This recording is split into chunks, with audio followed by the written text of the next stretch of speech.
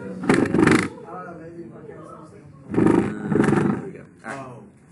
You get to stay They don't home actually tomorrow have just rights because you over want them? to. It's ACT How today. lucky. I might just wake up. They normally do. Today's ACT practice. You do it myself. Oh, your parents actually believe you when you say you're sick? That's funny. Wait, you're in. If I say I'm sick, then Don't. what? All right, so we're picking up with fascism, or with Germany, fascism, and all that. If this will load up. This whole first minute of the video is gonna be bad because it's just nothing. Here we go. Rain is like communism. It sounds good, What? and then when you get out into Yours it, is red? Yeah. Anybody? You actually changed the colors for them? I mean, it's just what I've had this PowerPoint since like 2010. It's just the color I chose way back then. Message to 6th hour APUSH. All right. Where? All right, here we go. All right, sorry. So 6 hours a tad behind, so we're going to make sure that. Well, actually, I'm only doing 4th hour. 6 hours was here, so it was going to be here. So whatever. Yesterday we got to Germany a little bit. Germany, we said, struggles dramatically after World War I.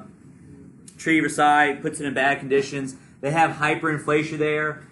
Their money was basically worthless, where they use it for like burning or wallpaper or whatever they could. I heard a loaf of bread costs like $1 million. Yeah, it's like thousands, 1,000 or even millions of dollars. So like their bread was, their money was basically worthless in Germany.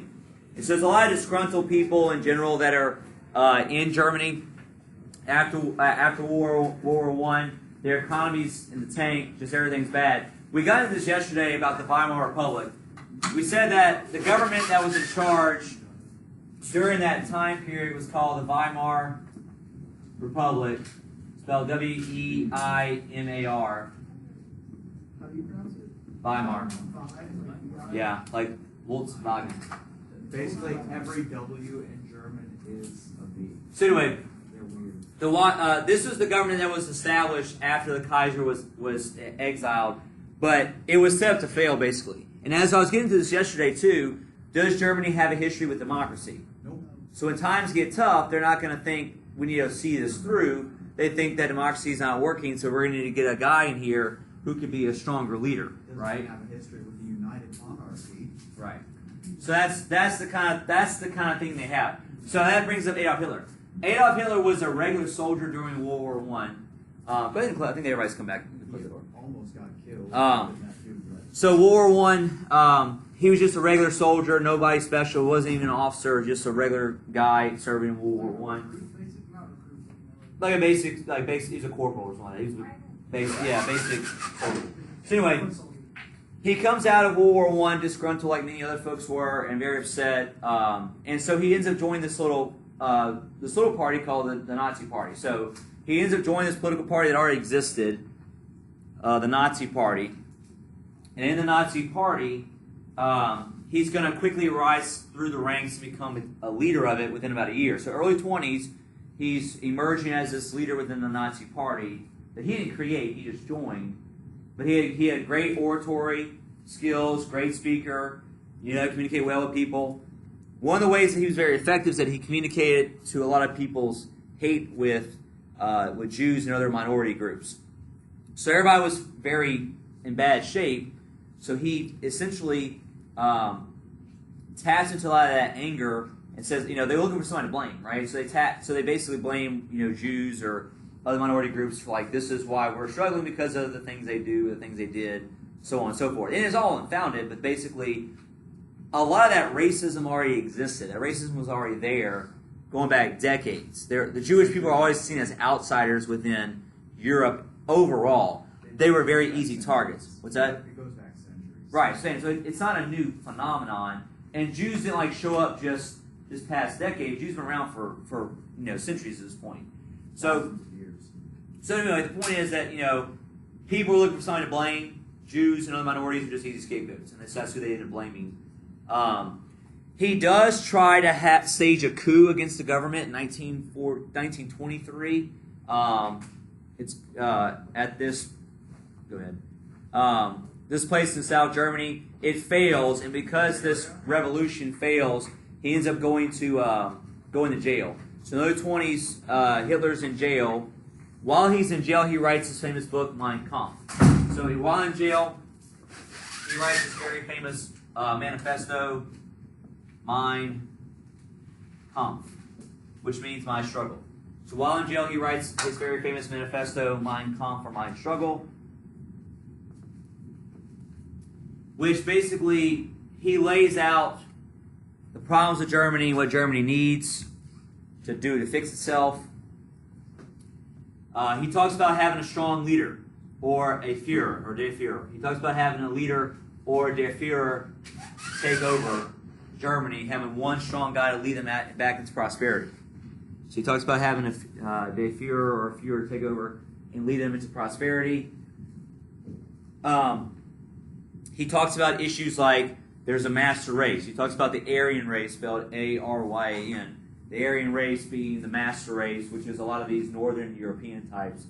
It's not exactly blonde hair, blue eyes, because he himself was not that way. It's more or less northern European. So these northern European German people were lighter skin, lighter complexion, lighter hair, but they all wore blonde hair, blue eyes. You compare that to Italians, and Italians are much darker complexion, darker hair, and that's what they're kind of talking about here. The fact that the master race, and they wouldn't have lost World War I. or there's just not a master race, right? So so the point is that he perpetuates this idea of the Aryan race being superior, and that any other race is subservient, is inferior. So African Americans or just Africans, Jews, whoever, they were inferior to the master race. He also talks about, the book talks about fascism, like you have like all this national pride and pushing the country forward and sacrificing rights to make the country better. He also talked about this idea called Lebensraum, or live in space. And I'm not going to spell it for you because I don't have it written down, but it's the German word is Lebensraum, which means living space. I can spell it. Spell it.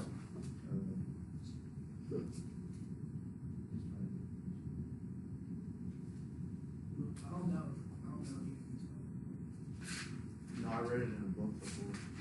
Say it loud. Say it quickly. We're recording. No, in the spelling. Lebensraum. All right. So anyway, the idea of living space is that this was somewhat legit because a lot of their territory was taken away after World War I, and they have millions of people who live in their country. Yet they lost a lot of territory, and they have nowhere to put them. So one of his complaints that really got in people's mind in his book was the fact that they would need to expand themselves and try to give more living space to Germans. He also wants to unite all German speakers too. He talks about that in his book as well. Having all German speakers in Europe unite under one super German empire, a third Reich, or a third kingdom, where they would all be together. The first Reich was the Holy Roman Empire, and the second was the one under the Kaisers in the 1800s. So he talks about having this third empire, or third kingdom, that would last for thousands of years, whatever. So anyway, that's all the things he talks about in his manifesto. But at the time, he's still just nobody. Like, he's still just a guy who's just not influential. And by the mid-20s, Germany does begin to get better because of whose loans and whose help?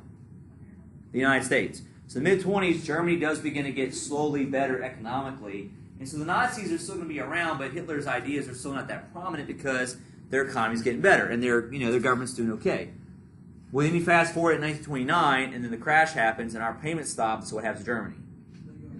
They go back down, right? So their economy crashes again. This is where the Nazi Party begins to become more prominent. And they take a page out of Mussolini's playbook, where he has the brown shirts, because they wore brown shirts. So he had brown shirts, which were the Nazi group of enforcers. The Nazis are also fascists, so who are their enemies?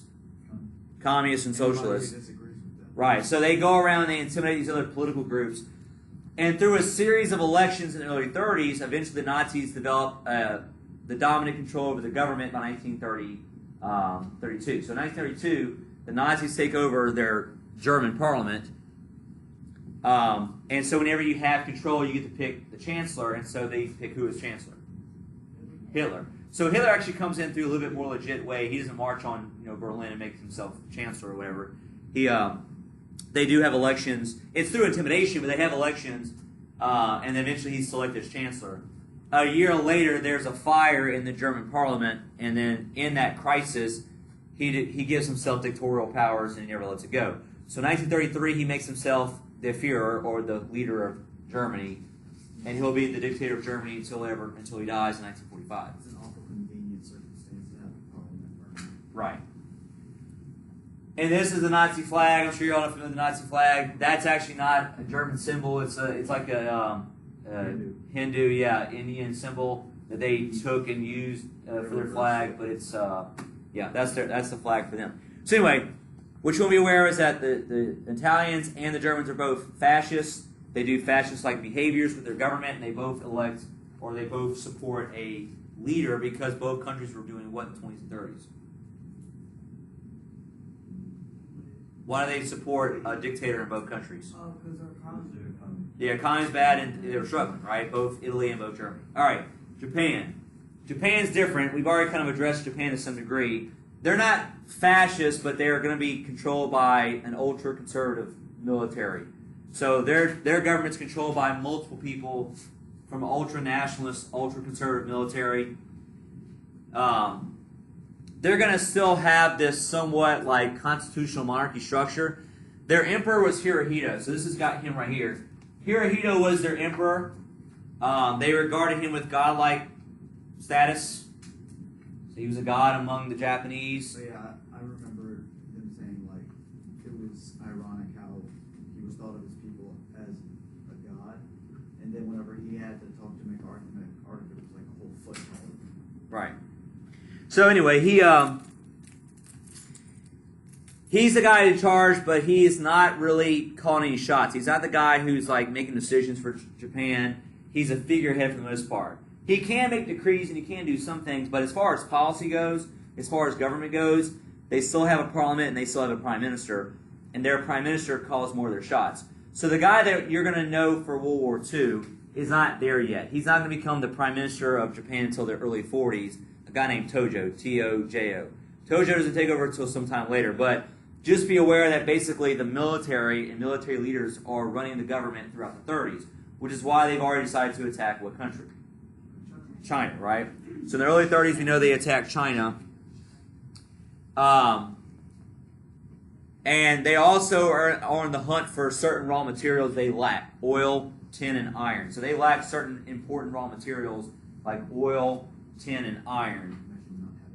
And so you would have to they want to capture and take over territories in Southeast Asia to be more influential. So anyway, that's Japan. Any questions about Japan? Very good? All right, is that... Yeah, need to stop this first video.